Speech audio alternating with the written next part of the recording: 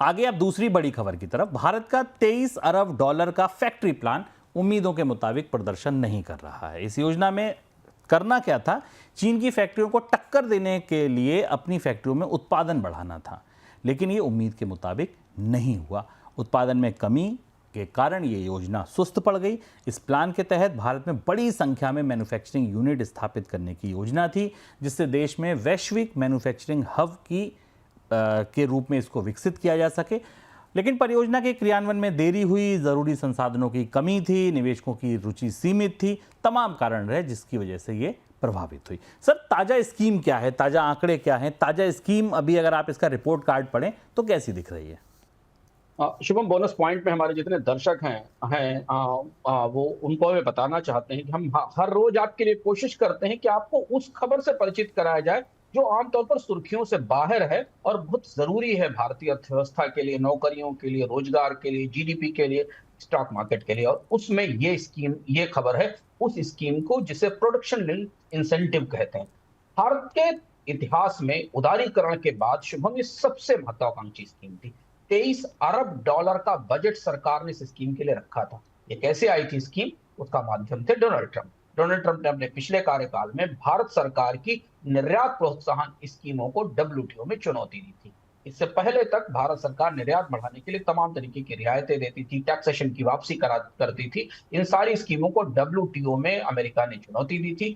भारत मुकदमा हार गया था क्योंकि उन स्कीमों को डब्ल्यूटीओ नियमों के प्रतिकूल पाया गया था। डब्ल्यूटीओ नॉन कंप्लायंट थी स्कीमें। और उसके बाद भारत ने अपने यहाँ उत्पादन को बढ़ावा देने के लिए एक स्कीम लॉन्च की थी जिसको पीएलआई स्कीम कहा जाता था।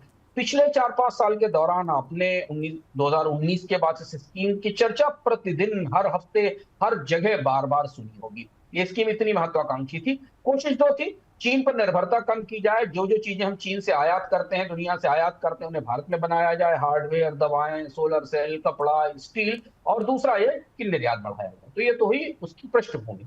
अब सोचिए कि अब इसका रिपोर्ट कार्ड जो सरकार के पास आया है वो बेहद चौंकाने वाला। और उसके बाद सरकार के अंदर से स्कीम के भविष्य को लेकर गहरी चिंता और मंथन शुरू हुआ है। इसलिए आज की खास खबर है।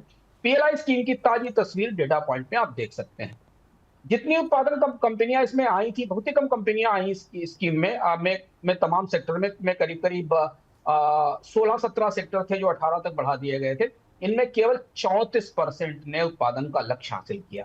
सरकार ने 23 अरब डॉलर का बजट रखा। अक्टूबर तक केवल 1.73 अरब डॉलर पैसा ही खर्च हो सका, क्योंकि कंपनियां अगर उत्पादन करती, लक्ष्य हासिल करती, तो उन्हें यह पैसा दिया जाता।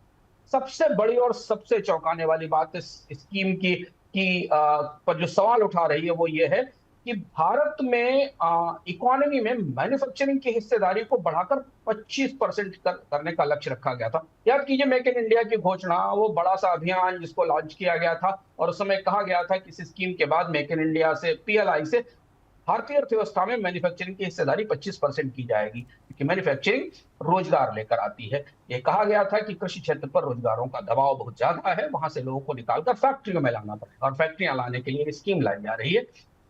पर वास्तविकता यह है कि इसके बाद मैन्युफैक्चरिंग की इकोनॉमी में हिस्सेदारी 15.4% से घट के 14% रह गई, यानी उल्टा हो गया। बढ़ाने के लिए लाए थे, कम हो गया। 14 सेक्टर्स में 14 अलग अलग उद्योगों में स्कीम का थोड़ा कामकाज दिखाई दिया गया। कंपनियों ने मांग की, उत्पादन लक्ष्य नहीं बढ़ाए गए। हम डेटा पॉइंट फिर से देखते हैं। सब्सिडी देरी से मिली कंपनियों को, इसलिए उत्पादन के लक्ष्य पूरे नहीं हुए।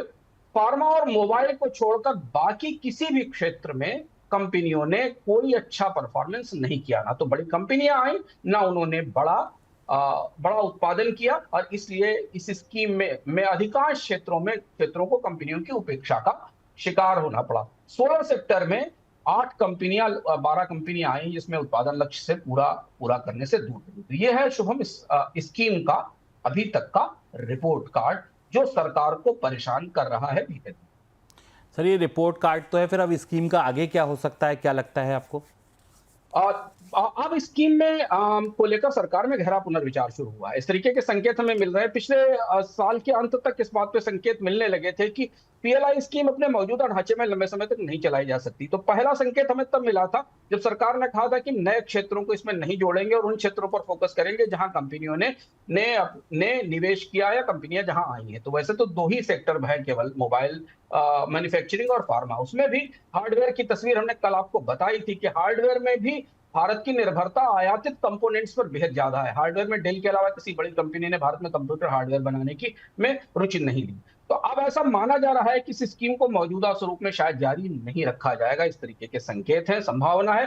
कुछ सेक्टर तक इसे सीमित कर दिया जाएगा, कई सेक्टर्स के लिए इस स्कीम को बंद कर दिया जाएगा। और सबसे बड़ी और सबसे महत्वपूर्ण बात मेक इन इंडिया के लिए जो चुनौती है वो डोनाल्ड ट्रंप है। डोनाल्ड ट्रंप की टैरिफ नीति के बाद भारत को, अगर भारत पर रेसिप्रोकल टैरिफ लगाए जाते हैं तो भारत के निर्यातों की प्रतिस्पर्धात्मकता और ज्यादा प्रभावित होगी, क्योंकि अमेरिका के बाजार में जब जाएंगे और आपका सामान महंगा होगा तो बेचना मुश्किल होगा। तो मेक इन इंडिया का जो पूरा आत्मनिर्भर भारत की जो पूरी तैयारी थी, उस तैयारी को बाजार का, निवेशकों का उस तरीके का प्रोत्साहन या उत्साह नहीं मिला। तो भारत की सबसे महत्वाकांक्षी स्कीम को लेकर आने वाले समय में कुछ बड़ी घोषणाएं हो सकती हैं जो मेक इन इंडिया के लिए बड़ा झटका होंगी। इस बीच में इसमें एक और महत्वपूर्ण बात है कि स्कीम जिस दौरान लागू हो रही थी उस दौरान कोविड भी आया था, तो कोविड का असर भी इस स्कीम को झेलना पड़ा था। फिलहाल अभी इस बात के संकेत नहीं है कि इस स्कीम का दायरा इसे लंबे समय तक बढ़ाया जाएगा। वैसे 2025 के वित्त वर्ष के अंत में इस स्कीम का रिव्यू किया जाना है और उसका रिव्यू अब शुरू हो गया, जहां से ये संकेत हमें मिल रहे हैं।